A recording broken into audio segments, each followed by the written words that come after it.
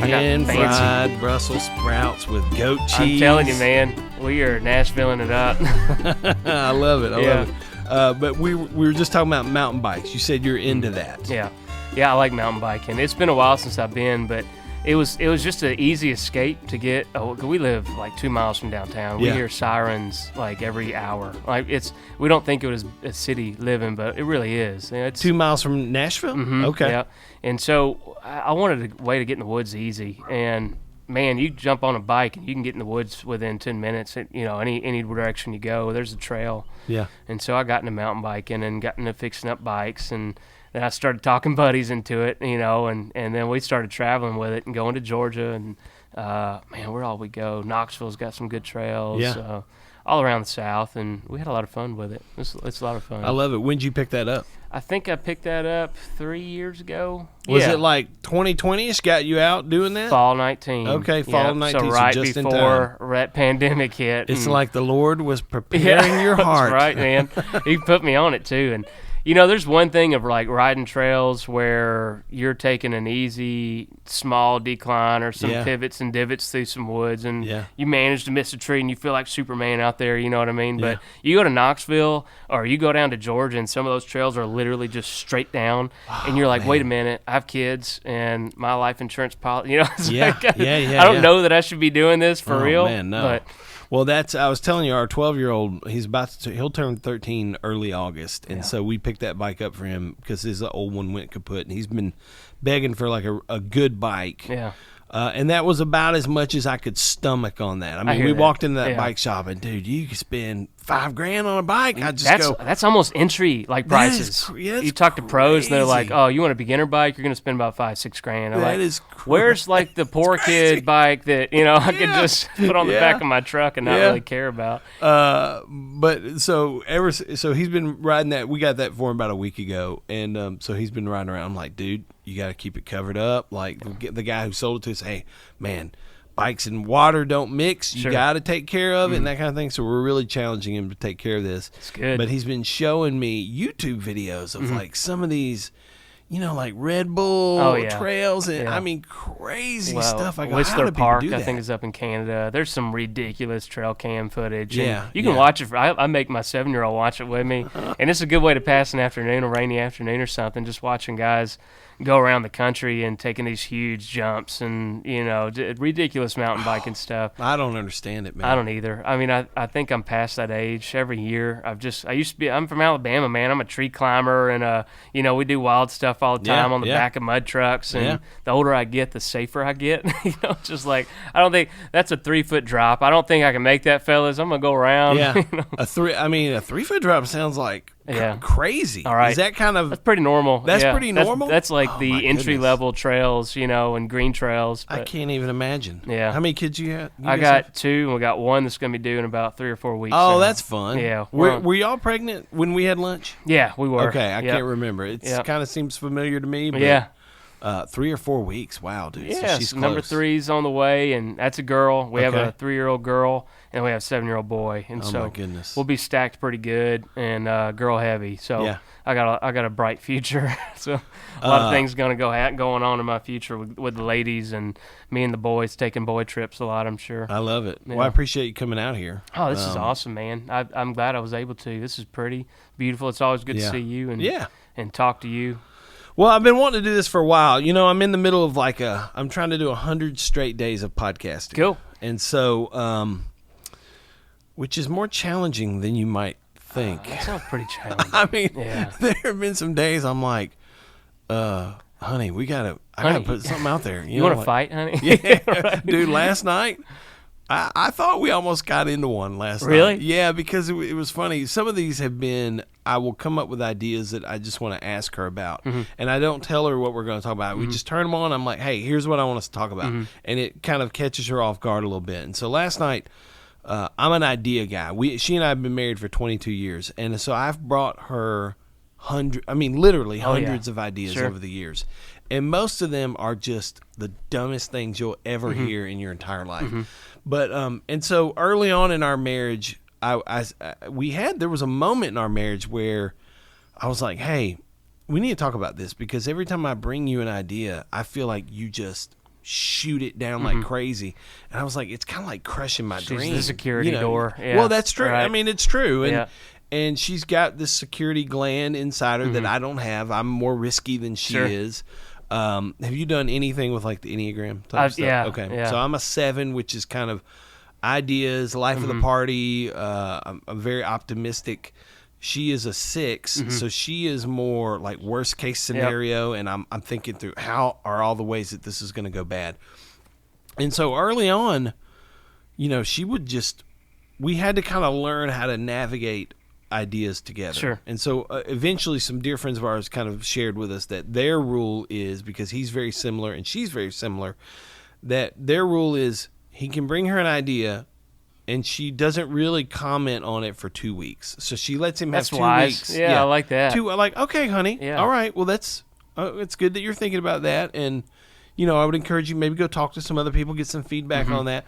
And so it kind of lets it marinate a little bit. But I've also learned not to bring her every idiot idea. Well, that's fair. To go to your buddy. Go to your buddies them a little bit. Yeah. And go, But last night, I said, hey, we turned around. I said, I've brought you a lot of ideas in the past. Oh yeah. And I said, I would like to share with you 3, because I kind of keep a document and I'll just type in every dumb idea I've ever had. I like it. Yeah. And I said, I want to share with you 3 that are kind of from the past and get you to weigh in on whether or not you think they're good or not. And then she went into this, well, I can also throw some more at you that I remember over the years. And I was like, oh, okay. And so she started saying some of them, and she was like, and remember the time you wanted to do this and this? I was like, well, I didn't really want to do that. It was... Shots fired. And I was getting a little, I could feel myself getting a little. Get that little blood rush coming to the head. I was like, wait a minute. I didn't, That's not true. Yeah. Right. I said, that's not true. Yeah. I said those exact words a few times last night. But ultimately, it was like, hey, we're on the same page. Right. Like, we love each other. Yeah. We're on the same team. But I didn't say that. You're putting on me something I did not bring to the table. Don't put that evil on me. But I'm glad, the Lord worked out good weather today. It's a little hot. Oh, man. This is beautiful for me. I'm loving it. Do you like hot weather? I love hot weather. I'd move down to the southern tip of Florida if God would give me that open door. I love hot weather. And I maybe it's because I'm from Alabama and I'm used to growing up and playing outside my whole life and being outside and liking to work outside and all that good stuff. Yeah. But, man, I hate cold weather. It drives me into a place I don't want to be. And so when I get warm and hot, this is breezy. This is like in the shade. It feels nice. Yeah. In the shade, it feels nice. Yeah. But dadgum, out there, if you ain't got no shade right now, dude, it's crazy. Yeah, it's crazy hot. No, this is Tennessee weather. It is what it is. But where are you from originally? Here. You're Born from and raised, here. Nashville. Okay, yeah. so this is mild to me. It's pretty mild, and I got family in Florida too, so I'm used to being 6 miles deep on a boat fishing and nothing but the sun above you and the good Lord. So you can get pretty hot out there. What part of Alabama did you grow up in? I grew up in Talladega mostly, Pell City, Talladega, Alabama. And is that? I mean, when you say Talladega, that's the Talladega, right? Talladega. That's NASCAR. I've been there one time with my dad.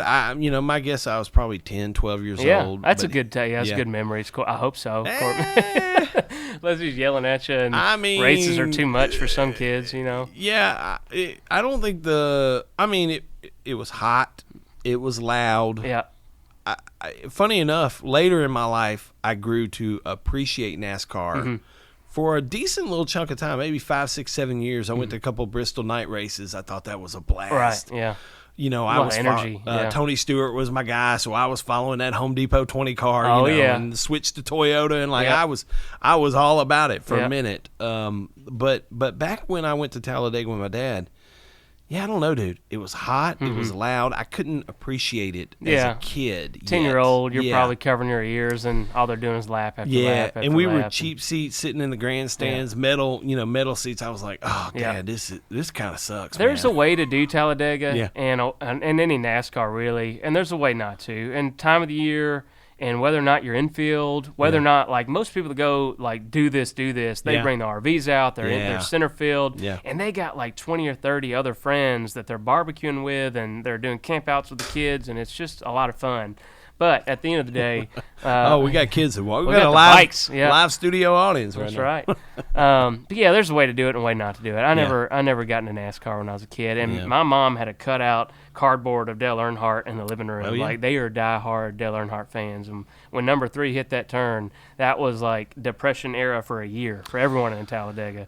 That was hard. Yeah, big time. That was at Daytona, right? Is where that happened. Yeah, crazy. Yeah, it's just amazing what certain individual, what kind of impact they can have on entire towns and cultures. You know, it's pretty wild. But so growing up in Talladega, Alabama, and I remember this from our lunch. You shared quite a bit of your story with me, but you had I mean, I would say it's a rough childhood, right? Yeah, and I wouldn't necessarily speak that into.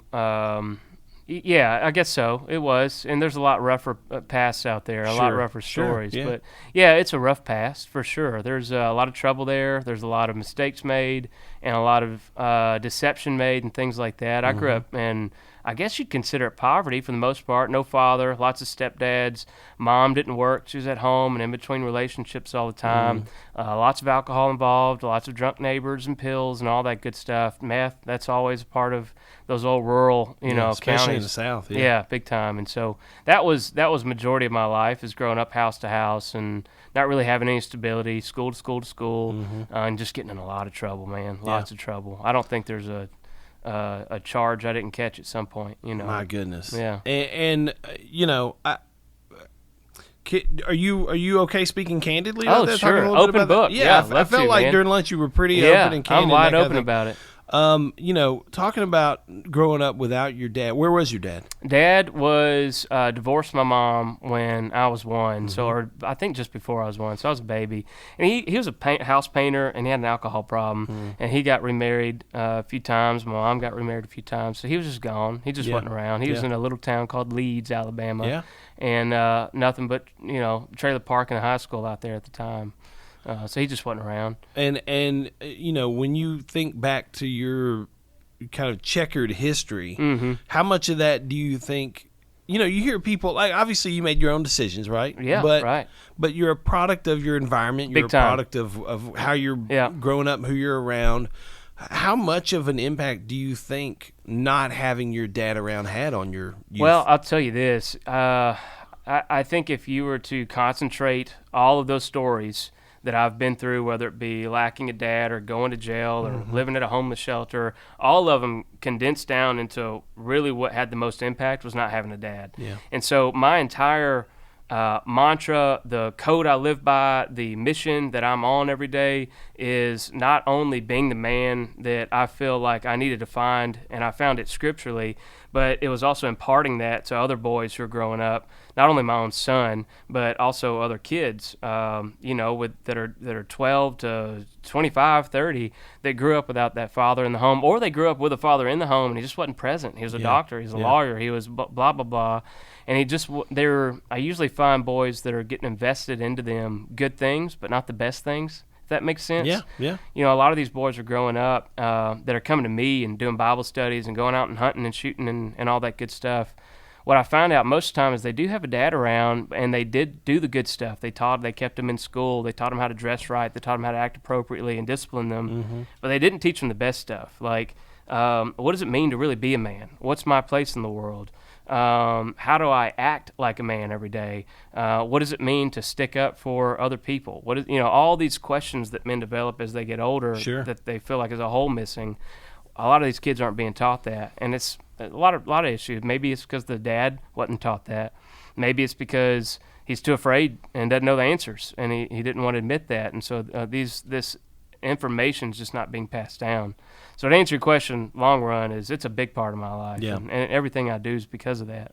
And I mean, when you talk about your past, I mean, I heard catching charges, I heard alcohol, drugs, things of that nature. I've heard you. I mean, when we had lunch, I think you shared with me at some point you joined a gang. Oh yeah, gang life. So, Talladega, Alabama is pretty much what it sounds like. It's not hustling and bustling. And what it does is it kind of creates this mindset of I got to get away. Everyone wants to get away, And escape. So, escape. I got to get out of this. The most I can expect here is to be, a maintenance guy at down the road at the engineering company. That's June Bug, by the way. June Bug. And she loves love. And so I think a lot of these kids, like me, when I grew up in this rural setting with nothing to do, and I wasn't playing sports, I wasn't busy. June, leave her. June, go on. Come on, girl. Come on. She wants to She'll love get it, addicted man. to it, man. Yeah. What happens is you end up wanting to escape. And so I wanted to escape to the closest city, which is Birmingham. Mm-hmm. And Birmingham is a lot like Memphis. There's a lot of urban sides of it that are in poverty, and there's a lot of gangs, and there's a lot of drugs, and there's a lot of crime. And I just latched onto it for no other reason than that's the kind of music I was listening to. Mm-hmm. And so I'd go to the projects, and I'd make friends and play basketball, and I'd see 8 and 9-year-olds walking around with AKs and pit bulls and selling drugs. And to this country kid with nothing to do, that was exciting. Man, that was like, oh, this is like a movie. You know what I mean? And then when you get the opportunity to be involved in that movie, it kind of drives you into not thinking about it. Yeah. You become a character in the story. A 13-year-old kid's not thinking about the consequences of his future. He's thinking, this is exciting. I want that girl, and I want this lifestyle. And so a guy walks up to you and gives you drugs and say, hey, return at the end of the day with $30 and I'll give you some more. That's your entry. You know what I mean? Oh. And so, and that was the start of it. And it got heavy quick. I was really good at recruiting guys because I was always getting in trouble and going from school to school. So I get kicked out of one school, go right to the next school. That happened 5 or 6 times. And each one, I was just collecting the broken kids. I was a real good recruiter. If you want some purpose, you want something to do, I'll give you something to do. We'll put you in the gang and we'll put you to work. And that blew up quick. Within 2 years, there was robberies, drive-by shootings, attempted murders, grand theft autos, a lot of really serious, heavy stuff that kids and I were doing. And we finally got caught for it. And they didn't want to throw me in juvenile again. They put me in the adult jail. And so, how old were you? I was 16 when I went into the adult jail. Man. And I had adult charges. In Alabama, they put you with the adult population. You're not put in protective custody or security cells alone. And everything you'd expect. There was fighting and gang involvement and just trying to survive each day and fighting your charges along the way. So you got the physical aspect of fighting for your life. You got the emotional aspect of fighting your legal aspect, fighting your charges, and then you're just wondering, like, what the heck are you doing here? Gangs were a big part of the past, and it's funny to say that now. I don't think anyone that meets me could ever imagine, just because of how far I've come and who I am now. But. Well, and I mean, so you and I have known each other for a little bit. We don't know each other super well, but we've known each other for a little bit and super familiar with Tennessee Peanut Company. And how does Jay Cleveland go from the guy who's in Gen Pop, fighting for his life, literally and legally, to a dad, a husband, somebody who loves his wife, his kids, somebody who, like, when I spend time around you, it's hard not to come away, being excited about trying to do something better with my life. Oh, that's cool. Yeah. Like it's very clear you have a purpose and a mission, and you know what it is. You're very clear about it. You're very dedicated to it. It involves community, and so how do you go from where that is to where you are today? I think we've all heard stories about the overnight salvation, and people changed and go complete 180, one thing to the next. Yeah. And I always really wanted that. And that's kind of the Billy Graham era of coming to the front and getting on your knees and you walk away a different person. Yeah. And man, that's so beautiful. But I've never seen that outside of my grandfather's generation. For me and a lot of the guys I know, it's just the daily incremental steps, and it's failing, and it's going to God, and it's getting in the Word, and it's being surrounded by healthier and healthier populations and communities of people, and those little small decisions that get you there. But overall, what got me there was a small prayer in a jail cell. My court date was coming up, and I was real scared. I was facing, at minimum, 7 consecutive life sentences for those charges in Alabama, and I didn't want to go. I was a small white kid. I didn't want to go die in a jail somewhere. And I prayed a prayer I'd never prayed, and it's very cliche, but I said, Lord, if you're real, I'm not asking you to get me out, but would you just take over my soul and my life? If that means I got to go to prison for the rest of my life, then so be it. But I'd rather go to prison and be under your care and under your guidance rather than go to prison and just die and lose everything. Yeah. And so that was my prayer. And I didn't really know it at the time, but there was a Christian attorney that had gotten involved in my case, and it was through family connections, and my case was pretty well distributed. Everyone knew about it. I was a very young kid, and it was a very popular story. So there's newsreels, and there was radio talking about me and stuff like that. And he had gotten involved in my case, and he had a relationship with the judge, and he had talked her into, and the DA somehow, out of getting me released and going to the National Rescue Mission without me knowing about it from Alabama. And National Rescue Mission has a program for guys 18 to 25, and it's pretty much just life recovery. It's not necessarily particular to drugs or anything. It's just a chance to back up, they call it the poor man seminary. You're getting scripture every day, you're getting counselors, you're going to chapel, you got everything you need. And do that program for 7 months, and some probation and things like that went along with it. And so when I showed up to the courtroom, that was the stack of papers that was dropped on the desk. And they said, look, sign these, and this is where you're going. And, man, going from the perspective of I'm losing my life to the whatever mission, this homeless shelter in Nashville, I don't care what it is, that's freedom, Yeah. I might even be able to get a McDonald's burger on the way, Yeah. Like that's amazing.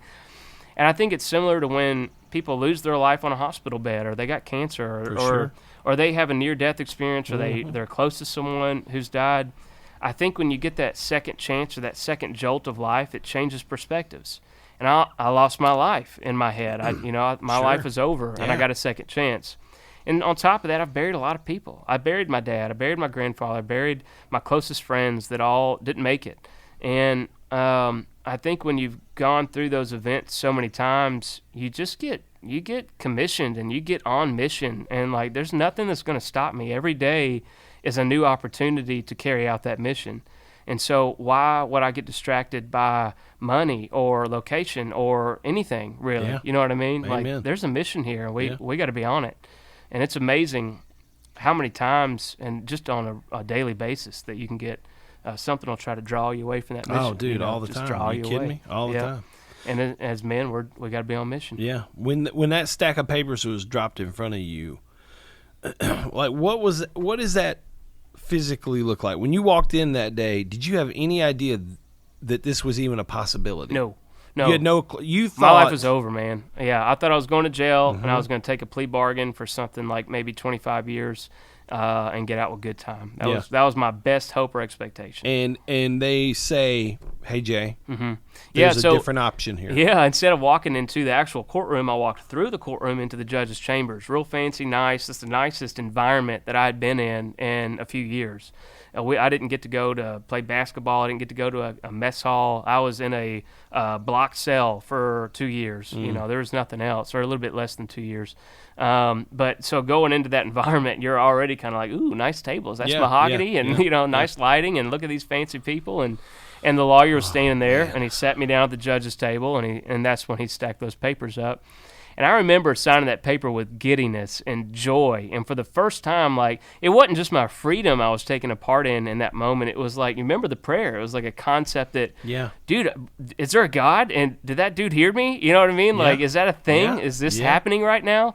So I'm giddy. And I remember walking up to the judge, and the DA was mad. He was so mad that the judge gave me this opportunity.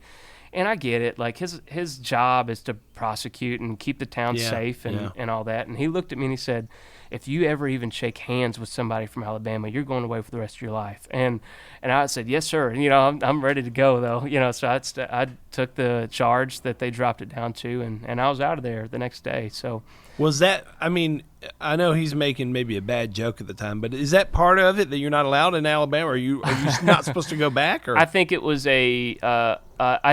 his sticking up for his position or his station in the court in front of the judge and just saying, this is where the DA stands. Right. Our office stands here. We don't want you out. We want you serving your time. And I get it. Like, we hurt people. You can hear my story and hear all the amazing things God did through it, but you don't forget that we hurt people. We were bad kids. We were terrible kids, regardless of why. We did bad things, and so I get his position.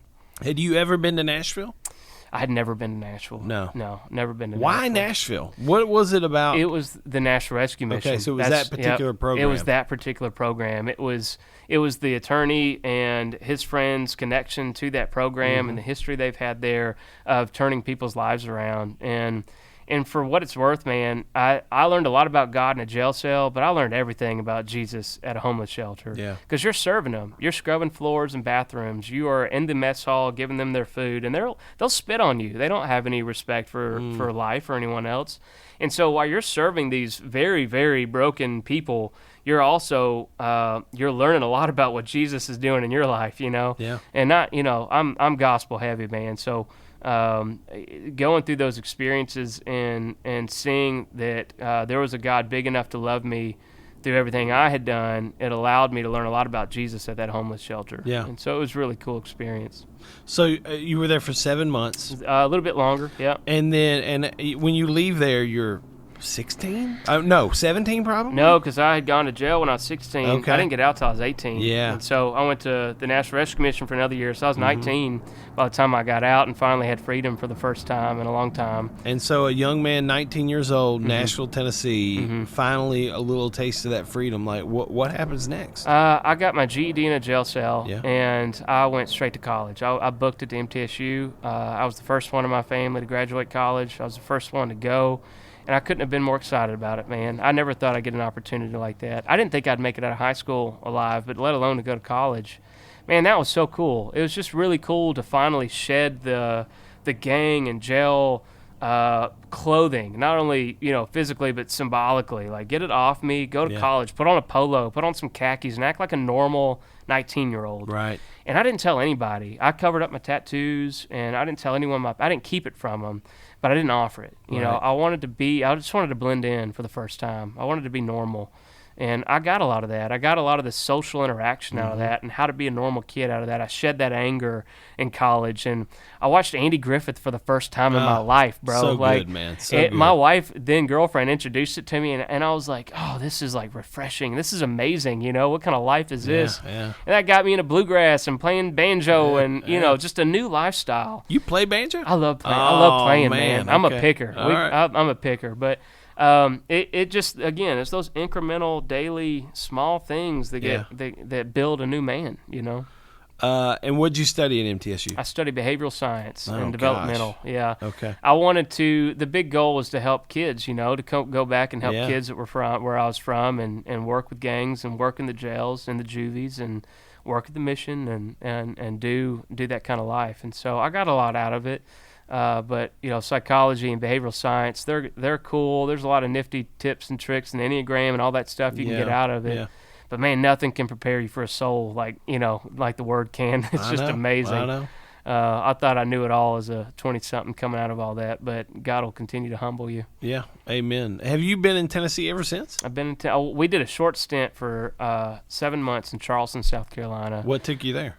Me and my wife, our first date was in Charleston. We had a first date there. Pretty good that first date, was a great bro. first date, Yeah. and it was for New Year's Eve. Oh. It was amazing. Cobblestone streets, like the moss oak trees and the moonlight over. Oh man, it was gorgeous.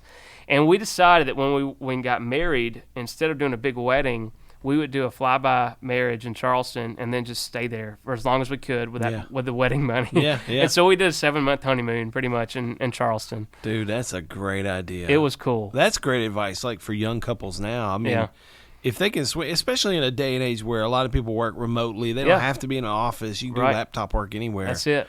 Man, don't waste your money on a big party. There's I've told this story to a few people, and most would agree with us when we're talking about this, but there's some Southern families, man, and it might not be particular to Southerners, but they will get upset if you don't have a big wedding. Yeah. And I get it. There's a time and place for everything, but we are still so happy we made that decision. It was so good. Yeah, no, I love that idea. So a 7-month stint there, you moved back here. And been here ever since. Been ever since. Your kids were born here. Your next kids can likely be born here. I wouldn't imagine. Hope so. Yeah, I wouldn't imagine a few weeks you from could be now, traveling anytime soon. Yeah, we're gonna stay put. But I mean, right now, the last time I'm interested to hear an update because the last time we were together, we had lunch. And you were sharing with me maybe some changes that you were going through at Tennessee Peanut Company. How has that been? What's like a current update? Yep. So I don't know if you've done this, but I kind of had an Abraham moment with Tennessee Peanut Company where I wanted it to be fully surrendered with it, not try to anxiously toil. I didn't want to like make things work, quote, quote. You know what I mean? I just wanted, I want to do things how they're supposed to be done and do things right. And if Tennessee Peanut Company wasn't the right path, then I was going to have an Abraham moment where I kind of took it up to the top of the mountain and I was ready to sacrifice. Whatever you want to do with it, like let's get the ball rolling. And I did that over the past 6 months, and God didn't kill the business. I thought He would, but He wouldn't. It just actually kept kind of growing, even without me working on it. And I learned a lot in that process. You know, I think my generation, I'm a millennial technically. You're Gen X, aren't you? Man, I don't know. But my friend John Acuff and I have this argument a lot because I tell him he's a different generation than I am because we're 1 year apart, and technically you're a Xennial. Yeah, I don't know what I am, but I know John that Acuff, that he's in a different generation. He's in an older generation than I am. He was my generation's coach. So when we were in our 20s, we were reading John Acuff's books, and so I don't know what that makes him, but you're in a bad spot, bro. Where did I get all this ambition and all these dreams? If you're listening to John, you got problems, man. No, John Acuff is when we came out of college that we were eating up his material, and from a Christian perspective too, it was just what we needed, but. As a millennial, I think we did a lot of things backwards. We focused heavy on the aesthetics of things, on the brand building of things, on building your portfolio and getting it to the biggest crowd you can. And so when I came out with Tennessee Peanut Company, we started at farmers market selling boiled peanuts because that's what good old Southerners do. Yeah. But when COVID hit, I pivoted quick. And what I did was I built a brand that could go national, and I went national quick. And that comes with a lot of problems when you're not ready for it. Lots of problems. We were going viral. We were going to stores all over the country. We're getting international requests. And I didn't know how to handle that pressure. But also, like a bigger point to all this is I think it's critical and important for people to work hard first. I was listening to Willie on your show. Oh, Willie Robertson, yeah. Willie Robertson, and he was talking about... You're the guy. You're the one who listened to it. I love Willie, man. If I see him pop up anywhere, I'm going to listen to what he's doing. Oh, man, he's great. But he was talking about that decade deal, where in his 20s, this is what, in 30s, this is what, in 40s, this, and then 50s, this is what I was doing. And I think millennials did everything backwards. Like, we wanted to brand first and then work up to our sage, hard work and helping other people. Yeah. And I did that backwards. And that's what I learned over the past 6 months is, brother, I'm ready to get back into the fields. I'm ready to get back into markets. I'm ready to get back with my hands dirty and kind of the foundations of the business. Get back into foundational work instead of trying to jump over it all the time and get around that toil. Yeah. You know what I mean? And that doesn't mean we're sacrificing stores or accounts or anything like that. It just means that we know where our pillars are and where healthy work and honest work is.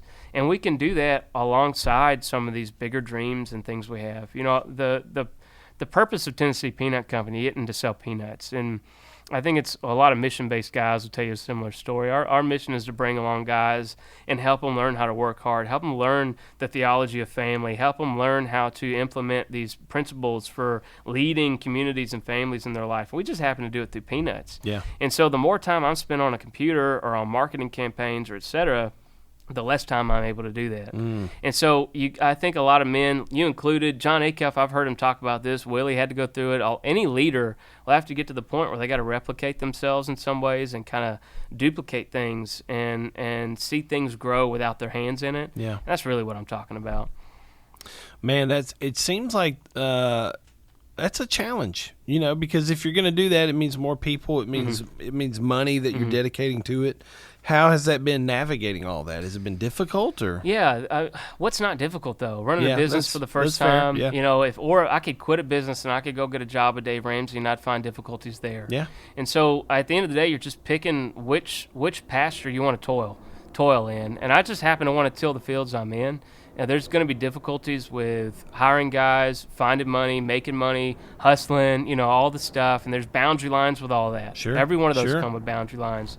And really, I can't plan myself too far out. I can just say, hey, this is the mission. What can we do today to get closer on board with that mission? Yeah.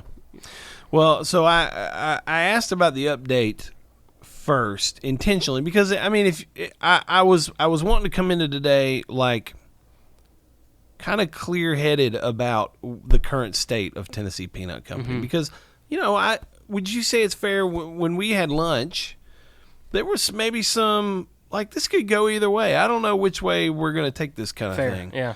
But now that I know that, okay, I'm glad it's around. I love them. Our kids love them. I mean, you've been kind enough to send me home with product, and I mean, golly, they decimate these chocolate covered peanuts. They just absolutely love them. But I'm now interested. How does a guy go from 19, coming out of a home? Would you call it a homeless shelter, a rescue mission? Yeah. Going to college, and now you have this. Where does it even begin? The idea of starting Tennessee Peanut Company.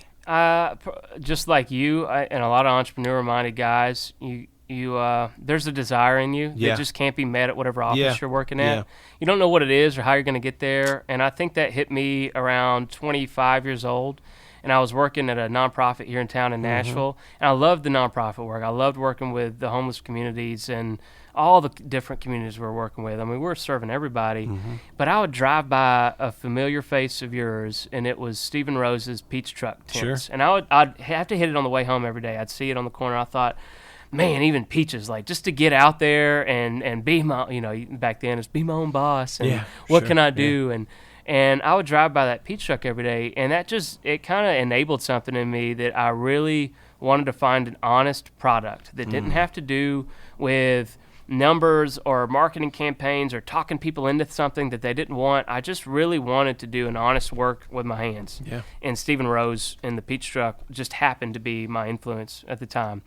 Man, Steven ain't worked a day in his life with his hands. You kidding me? Have you seen that guy? No, I'm just teasing. I love those. Yeah, they're amazing. And, I think at the end of the day, too, we all have these heroes in mind. And my hero is my granddad. And he came from East Tennessee, the mountains. And they were all hardworking farming folks. And I'm always trying to inch my way closer to that and kind of put on that hat and learn more about it.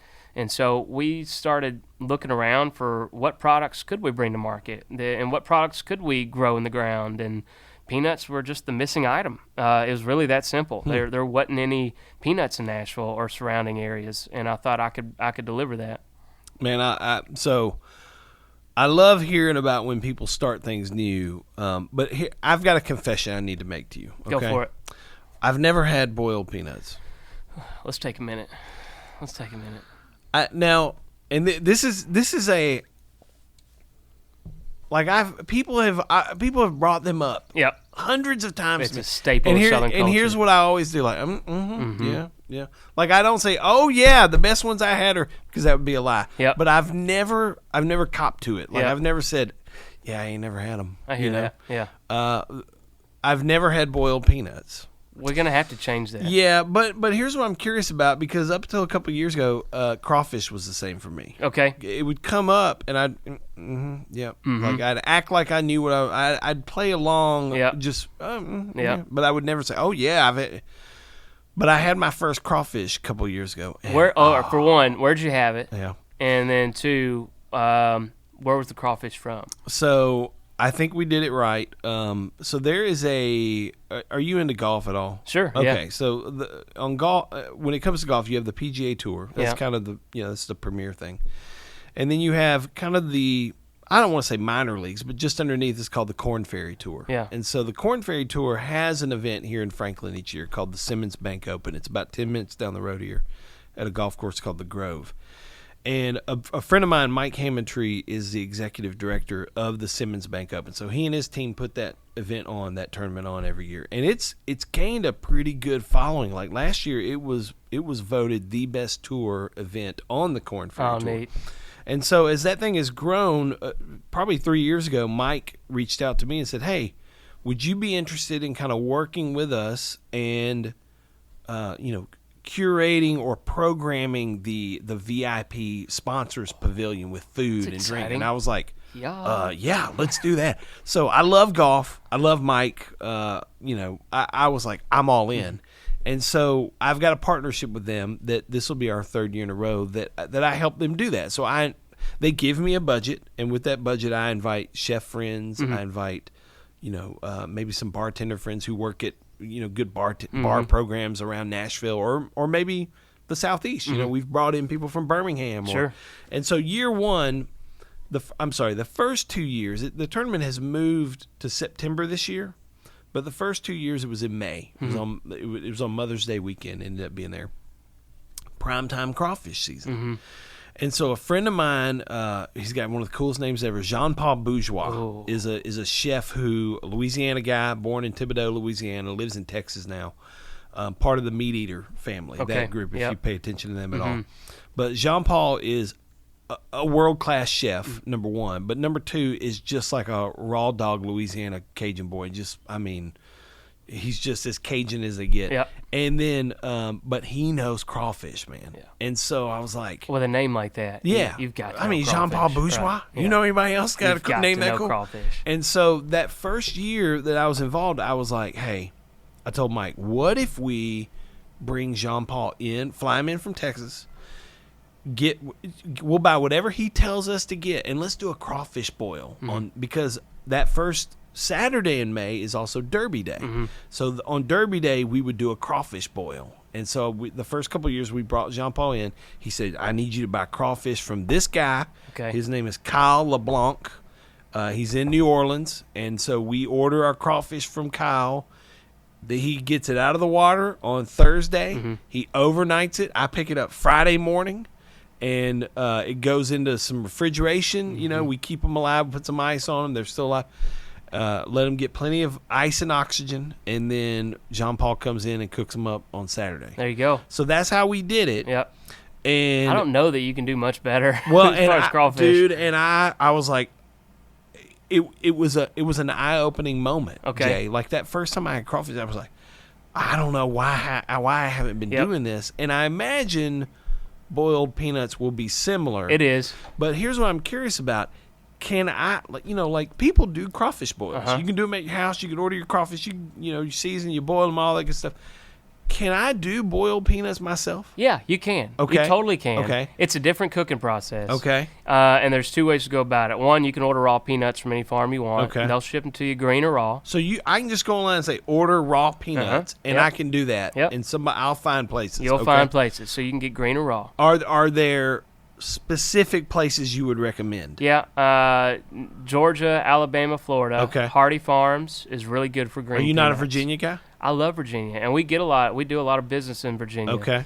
But as far as green peanuts, you want them close. Like I want you to pull them out of the ground yesterday. That's fair. Get them to me. That's fair. And Hardy Farms in Georgia is just the masters of green and boiled peanuts. Okay. They're really good. I love that. Really, really good. All right. And they'll ship you a bag. And you got a pot? You got a boiling pot here? Yeah. So I got one that we have done crawfish. That's totally good. All right. Yeah, totally. You can get like a turkey. You can get a turkey fryer for all that matters. Like Loco's great, man.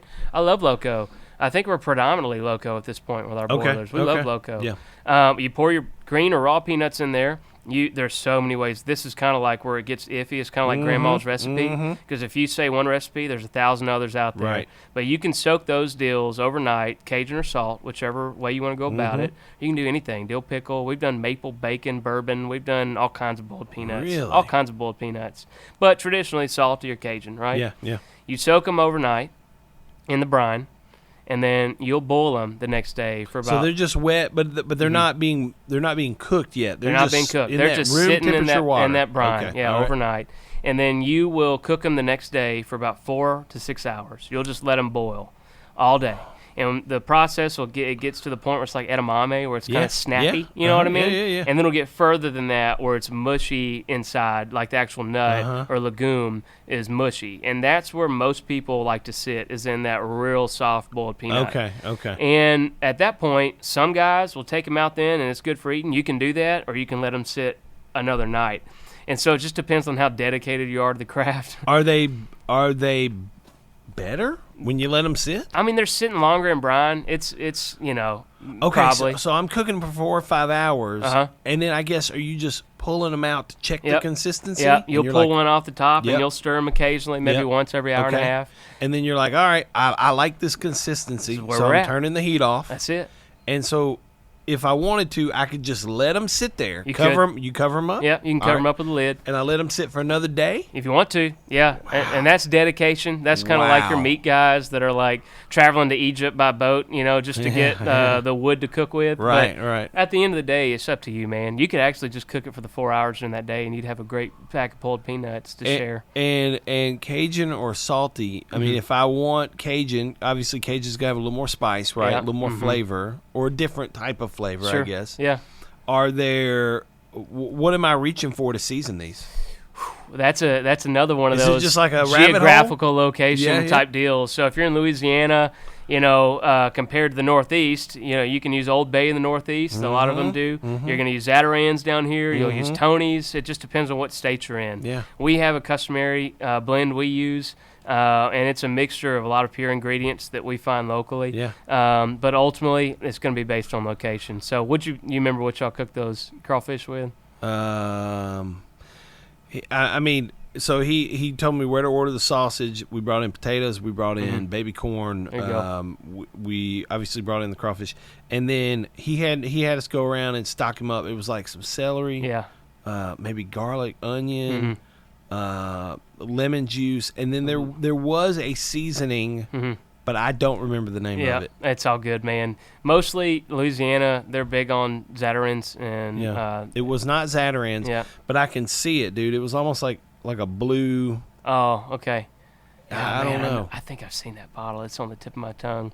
But then, it's kind of like barbecue, too, where there's brown sugar-based Cajun. Sure, yeah. There's all different ways you can do it. But. Oh, man. Okay, you've inspired me because I feel bad that I've never eaten a boiled peanut. But I kind of want to do it myself. There's so many people that travel to Nashville, and we were like sitting at the Nashville Farmers Market or Nolensville Farmers Market, any of the markets around here. People are traveling in town. They're not from here. Yeah. And they'll go back, and they try boiled peanuts. Man, the reactions we'd get. We'd have some people, first time, their minds would be blown, and they would want 20 pounds to take on the plane with them. Like, they're just mind blown. Other folks, though, were like offended. Because your head is constantly thinking peanut equals crunchy. Yeah, yeah. And we'd even warn them ahead of time. It's not going to be crunchy. It's going to be soft. It's going to be like edamame, a little bit softer. It's not going. It's a legume, not a nut. It's a bean, not crunchy. Yeah. And man, they'd eat it and they'd spit it out and cuss us out as they walked away. Oh my goodness! And so you never know what you're getting into. So if you can prep your brain or any folks that are going to be eating some boiled peanuts ahead of time, this is not crunchy. It's not crunchy. Are there? If I didn't want to start out by making them. Are there places that I can just go buy them? Yeah. And are those places, like, do they even sell them in Tennessee? Yeah. I know they're in Alabama. I see them every time we go to the beach and drive by them. You got to get out in the country for good boiled peanuts anywhere you go. But I will say, we are about to be in boil season ourselves. And so all of our events and markets and all that stuff's going to be going down here in the next 10 days. So we'll be boiling a lot. That's one. And we're going to put packages of cooked and pre-cooked boiled peanuts on the website. And so that might be the best bet. And we'll ship them. They'll be boiled and sealed, and then they'll get to you in the next day. And wow. So that'll be good. But otherwise, you're going to have to get out of town, or you're going to have to find, like I got a buddy out of Texas that ships, boils and ships on Amazon, Little Red's peanuts, and they do really good. Really? And I think maybe it's a 5-pound bag, which you can go through pretty quick. Man, that's unbelievable. Yeah. You can buy boiled peanuts on Amazon. 100%, yeah. But are yours going to be on Amazon? We're going to put ours on Amazon. Oh, yeah, man. We've got to. And I was talking to Little Reds in Texas the other day, and I was telling them, man, like, it's hard boiled peanut because you don't want it to go bad or someone have a bad experience. Yeah, and so a lot of people use the freeze ice and shipping, cold shipping, and all that. But there's a way to do it, obviously, where you don't have to, and that's to boil and seal before any contaminants or bacteria is allowed to get in there. Yeah. So you seal while they're still boiling, pretty much. And that way, that thing will be good for months. But if there's a little bitty hole or a little bitty crack, you could end up with some bacteria in the boiled peanut. You don't want that. Yeah, so you got to be super, super focused, super diligent. You got to go through all your licensures and do it in a good kitchen. And so it takes a while to do. That's why you don't see a lot of boiled peanuts shipped out on Amazon or online. Yeah. It's because there's a lot of risk associated with it. But we've been working on it for a long time, and I think we're ready. I can't wait to try them. Yeah, man. I'll have to order some, but I'm gonna try to cook some myself. I will have happily give you the best recipe. Well, dude, you're gonna have to send that to me because I think we throw a little shindig here every July 4th, and we'll blow up, a bunch of big fireworks out in the field. Good stuff. And I'm thinking I want to do it for July 4th. I want to do a cook, have them ready. Yep. People can snack on them. Yep. I think it'll be fun. Well, let me know, and I'll bring you everything you need, man. We'll hook you up. I think of you as.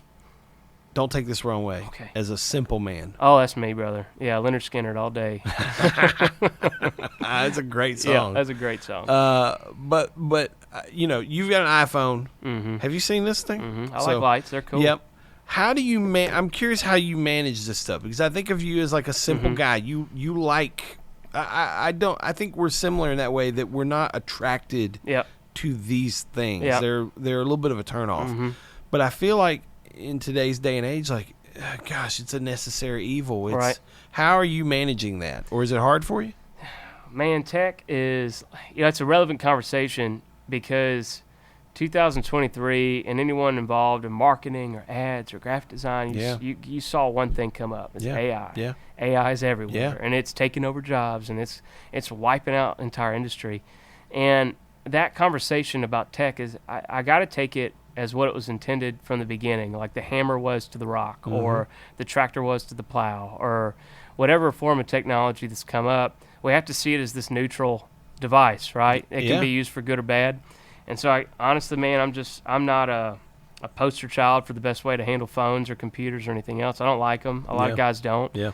When I get home, I put it away. When I get up in the morning, I'm tempted, just like anyone else, to check emails and all the social posts and whatever. And most days I win, and some days I don't. And when I feel that anxiety by breakfast popping up in my stomach, because I'm not paying too much attention to my kids while I'm trying to get through this, while they're screaming and the wife needs something, and I finally just gotta putting that down. I'm walking away. I don't need that. That's not what I need right now. And two, as it applies to work, I don't know on your end how much time you spend on a computer, but a lot of folks spend a lot of time on a computer. Man, I went out last week. There's this guy in town called Suburban Farm Guy, and he puts up these raised beds, raised garden beds for people. And they're awesome. He'll teach you how to use them. I'm making a note, bro, because we need some raised. He's awesome. Yeah. Jonathan West is his name. Suburban Farm Guy? Suburban Farm Guy. He's out of this area, Franklin, Thompson Station. But he goes all around. And he's not only a builder, but he educates families, a lot of homeschool family, or people that just don't know anything about gardening, farming. He'll teach you seasonally everything to do. And he'll even come out and help your kids pick and help you do the whole nine. It's really cool. Anyway, he had this big raised bed garden being put up in Nashville, Davidson County, at this Metro-owned, I think it's Friends of Park. I can't remember which park. But they put up a lot of raised beds. It was awesome.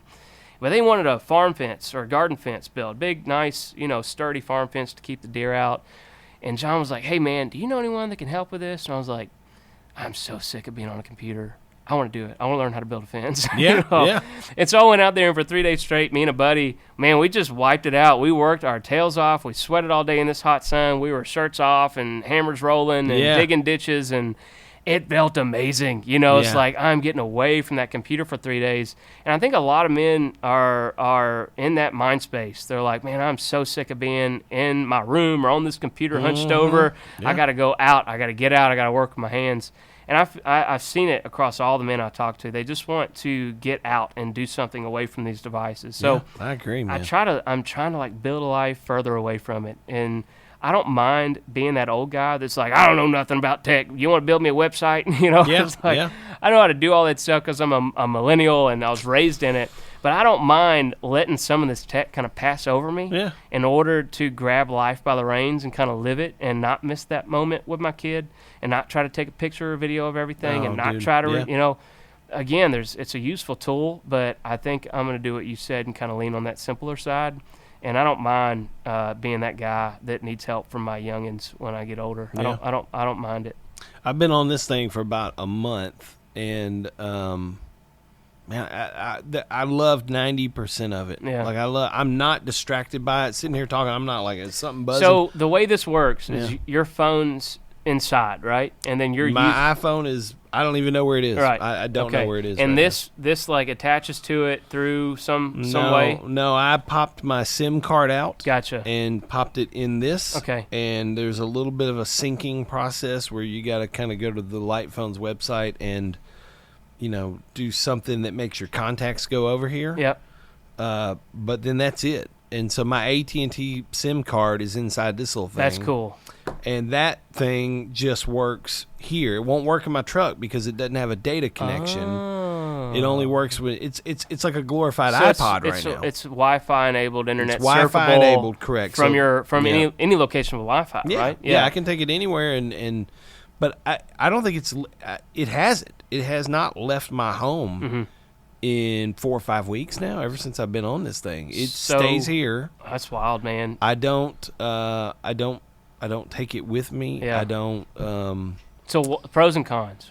The texting is horrible on it. Okay. I mean, the texting is really bad. Group messaging, is that a thing? You can group message, but it's just like, I mean, dude, if I showed you how to text, how you gotta, like Nokia was considered bad hard texting. Is it like it's worse? Way worse. way worse. Oh man. I mean, and it's got. I will say it has a decent little voice text. Okay. So, I did not use voice text on the iPhone a lot. But when I did, it would be like, "Hey Jay, period." You got to say period. Do you do any voice texting with iPhone? Yeah. "Hey Jay, period. What time are you going to be over here? Question mark." Like you have to say that and it puts it in. Well, with this thing, you actually don't have to say that stuff. Like I started out doing that. Okay. And I would text, buddy Joe, "Hey Joe, period. Yeah. What's up?" So question type mark. it out. And it would say, "Hey Joe," and it would spell out the word period, and then it would put a period at the end. Yeah. "What's up?" And it would spell out question mark, and it would put but it can tell if I just go, "Hey Joe, what's going on?" If I take a little pause in between, it'll say, "Hey Joe," and it'll add a period. Mm-hmm. "What's going on?" It will add a question mark. It can kind of hear my tone. Yeah. And it can add, for the most, I would say 85-90% of the time, it adds the right punctuation. I don't have to say that out. And it's pretty accurate on the voice text side. That's pretty good. The thing that is a little bit wonky about the voice text is it picks up everything. Okay. So I can't just start doing this. If I'm in the kitchen and I'm doing this and my wife's talking to my daughter and the boys are talking about something. It's cracking. It's tracking with it. It's picking up everything they're saying. It's like a spy tool. Dude, it is bizarre. Yeah. To the point, the other day, I was saying something and one of my kids started laughing and it inserted, in the middle of a sentence, open parentheses, laugh or laughing, close parentheses, and kept going. And I was like, what on earth? That's wild. Yeah, it's but this kind of texting with your thumbs, it's miserable. Okay, and like, it's how I communicate. That's how the world communicates. It's real hard. Yeah. It has made me. I default more to a phone call now. Okay. If it's longer than 5, 6, 7 words. You might be the annoying guy to some people, but that might not be a bad thing. Like just making the call and getting rid of this whole waiting on you thing. And it makes me not want to text as much. I don't. I'm really like, do I really need to send this? Yeah. No more. Here's what I had for breakfast. Yeah, text. No, none of that. And but there's I can't get. People send me links. I can't get open them. that. Pictures? Open them. Pictures? Can't see them. Can't do it. Yeah. So pros? I'm not distracted by it ever. Because it sucks so much? It sucks so much. I'm never distracted by this thing. Yeah. Man. I never am like, what's going on over here? It driving now, I'm way less. I mean, I really am not a text and drive guy or look at email. I'm not that guy. But at a red light, for sure. Yeah, everyone. You hear that honk every day. Yeah. For the front guy. Yeah. And it's I genuinely have become more present. That's cool. Like I pay if I'm at the kitchen table and eating dinner with my wife and kids. Like I'm not. This thing is nowhere near me. I'm not even thinking about it. It's kind of odd. So would you consider it's a good move? It's a good move so far? Yeah, I'm trying to figure out. I feel and I part of me, I process it out loud. Like, part of me wants to say, I need to promote things. Mm-hmm. But then I go, well, do I really? I don't know. Yeah, there's a battle. That's always a battle, man. Do I really need to promote things? Or do I want to just tell people what I'm doing? You know, what am I really trying to accomplish here? And then there are a few, like, I'm a Waze guy. Mm-hmm. I'd use Waze all the time, regardless of where I'm going. If I've been there 100 times, I'm like, I still want it to help me avoid, there's a wreck on this. Yeah. And so I use Waze all the time. I don't have that now. Yeah.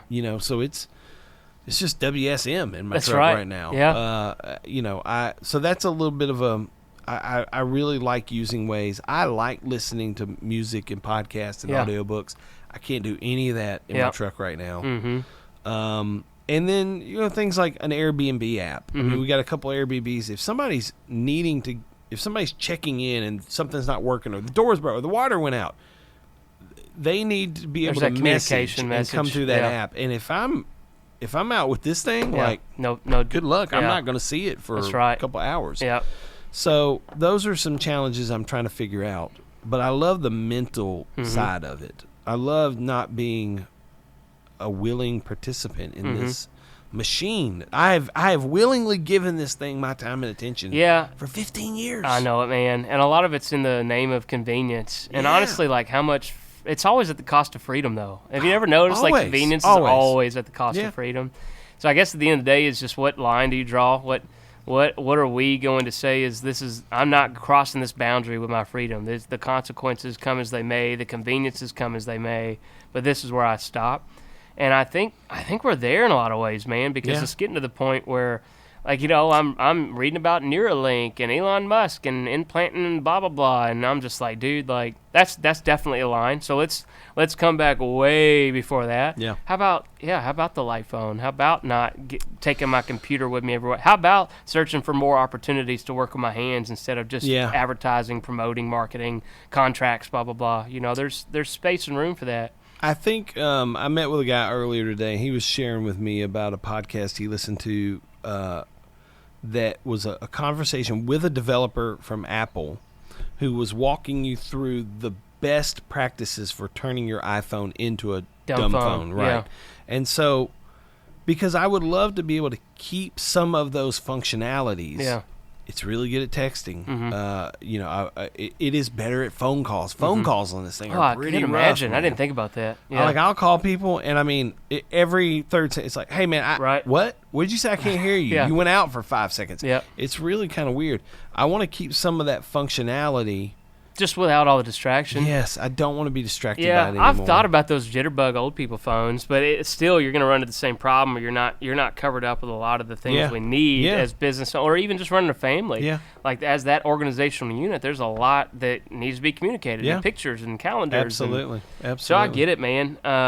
But dumbing the phone down, I've like gotten onto the articles, and then I get like 3 steps in, I'm like, I'll do this later, and it's always I'll do this later. Always. I never do. So did you get into like critical points of? I haven't listened to it. So you just told me about it today. I'm gonna go listen to it. But I really, technically I committed to do it through May, so I could go back. Mm-hmm. But I don't want to, man. Mm-hmm. I don't want to do it. And it. That's a struggle, man. That's a struggle point. Yeah, I get that. That's a fight. Yeah. That's relevant. I've got a few fast questions for you. Okay, these I want fast answers for these. No thinking about it. A little bit of a lightning round. Yep. When I say the word Southerner, who's the first person that comes to your mind? Andy Griffith. Andy Griffith. That's a good one. That's a good one. Are you a Hellman's guy or a Duke's guy? Dukes.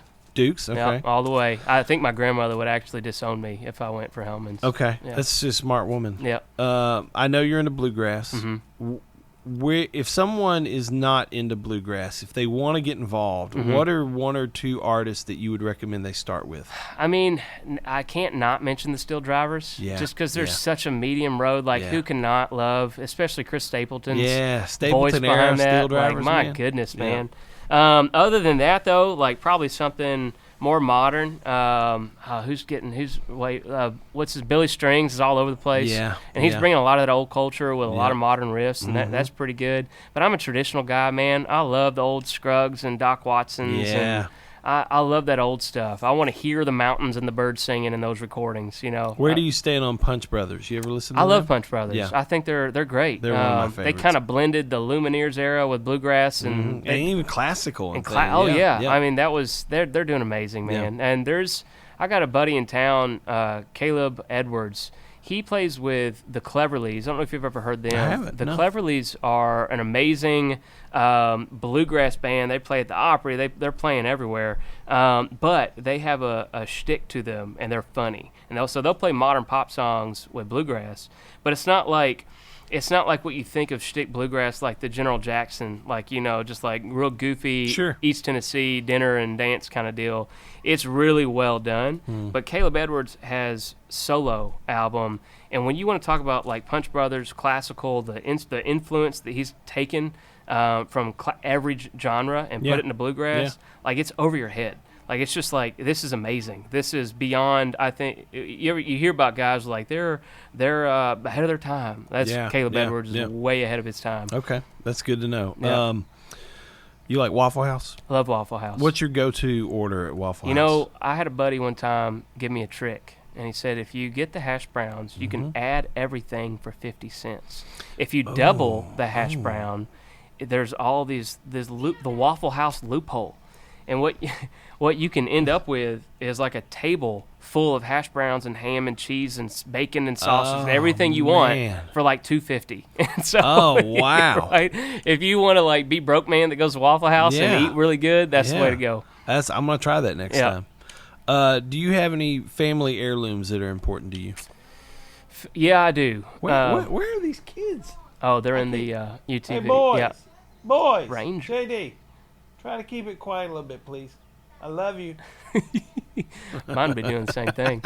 You got the key? Turn it on. Get on. I told him, y'all can come out, but, man, try to keep it a little. I'm hearing them all up in there. Heirlooms. I got a 1950s K banjo that was my great-great-grandmother's from East Tennessee, and she was pictured in a newspaper with it with a big old thing of chaw in her mouth, chewing, and on a rocking chair. And she was known for playing the banjo with that big dip in her mouth and doing the dance. That's a real woman, man. That's a real one. I grabbed that banjo and I took it to Gibson. I had them restore it, and they did amazing. And I also have a guitar from my father that's a 1960s Hagstrom electric with a leather back on it. And that thing is just spitfire, man. It's beautiful. It's something you'd have seen like Elvis playing. Yeah. It's just gorgeous. It's funny you mentioned Gibson. My wife's dad, so my father-in-law, was a golly, these little sweat bees about driving me crazy. Get you. Was a master engraver at Gibson for many, many years, 30, 35 years. So That's big. And he worked almost exclusively on banjos. Yep.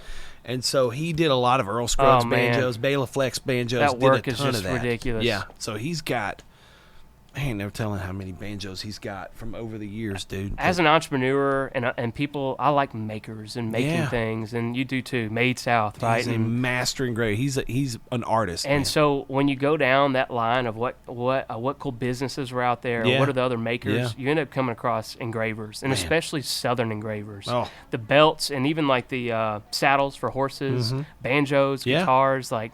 The work they're doing, there's one guy that's I think he's in Tuscaloosa, Alabama, and I don't know his name, but he's old, but he's still engraving. He's one of the last hand engravers for guitars and banjos and leather straps and all this stuff. Yeah. He's doing every little inch of it by hand. And I found him, and I was like, man, what an art, a dying art at that. Like, for sure. That is not going to be around much longer. Man, I agree. I love when I see people who are keeping that thing alive. No kidding, man. You like country music? I do like country music. Are you an 80s guy or 90s guy? 90s guy. Okay, just because all right. Amen. You're right. Joe Roddy, I hope you're listening to this because that's one more check in the box of the 90s. The 90s. Yeah. And again, age group, that kind of sets me up for the 90s. For sure. That's the good old days, you know what I mean? That's the clear pastures and good tunes on the way to school. So. What do you think? So that's the end of the fast ones. Cool. What are you thinking about these days? What are you working on? What's next? What are you excited about? That's a lot, but I mean, it's all kind of fitting in the same area. That's pretty good. I'm excited about ag these days, which is kind of not so random, owning a peanut company. Sure. But the way that the model works is you find your farmers and you find your roasters, or you roast them your own, and then you distribute. And I'm kind of going down again to that roots and getting real excited about ag. And I'm excited to be on mission. I'm excited to bring, I run a Wednesday night Bible study with a bunch of boys, and they're all, 16 to 22, somewhere in that range. Boots wearing, truck driving, hardworking kids. They like to hunt and fish, and they're hungry for the Bible. I mean, they are like hungry like I've never seen kids hungry. And they're coming, and they got 1,000 questions, and for whatever reason, they haven't had them answered. And I love going deep with them and kind of digging in Scripture for like a month for one question, like whatever the question might be. Yeah.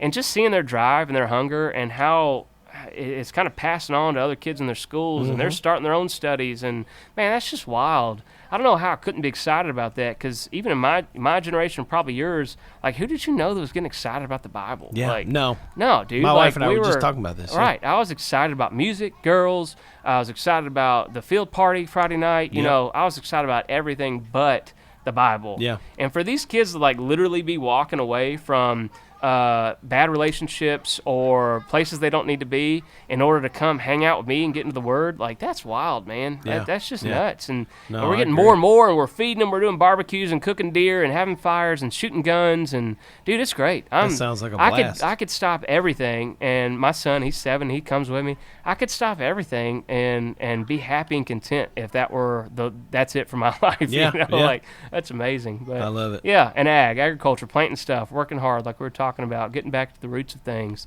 going to farmers markets, meeting other farmers, talking to people I've never met. Sunshine or rain, it doesn't matter. That's exciting to me. If somebody hears this, man, wow, I feel like I may have swallowed that sweat bee. No. Going down deep. If somebody hears this and they're like, man, I want to learn more about Jay, I want to learn more about Tennessee Peanut Company, what they're doing, how can they do that? TennesseePeanut.com. You can go right there, www.tennesseepeanut.com, spelled out.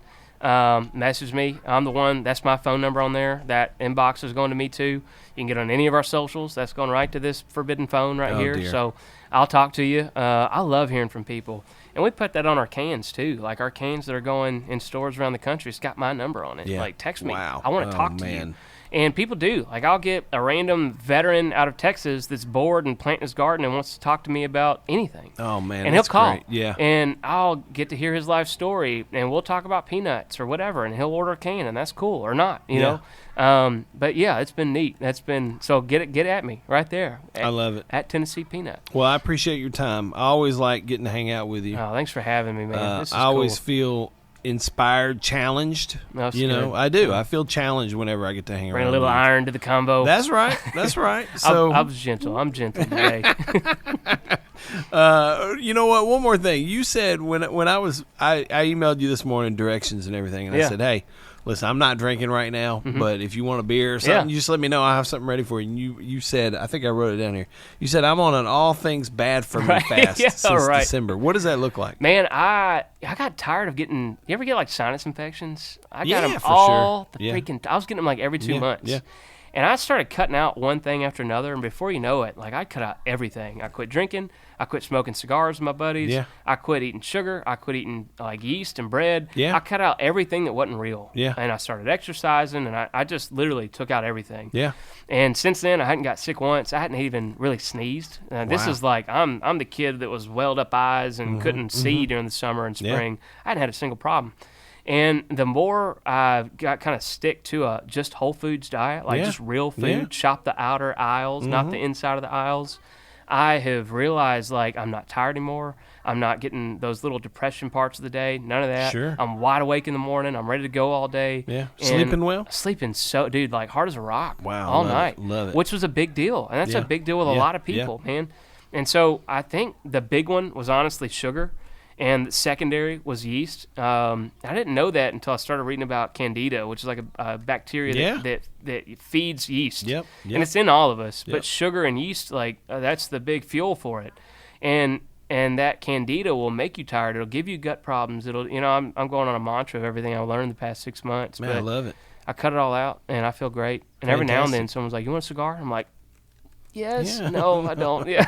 You don't ever go back? Just I'll cheat. I'll cheat on good Southern-made pies, good fried chicken sometimes, and an ice cream bowl. Yeah. Hadn't done anything else, so. Yep. Good man. I love it. Jay Cleveland, I appreciate your time. Oh, thanks. It's always for a pleasure. Me, it's awesome. Down the line, might have you back on and just we're gonna do shoot something the bull. together. Yeah, we got to figure out something. We got to figure out something. I appreciate you being on, though. Thank you, Jay. Thanks, man.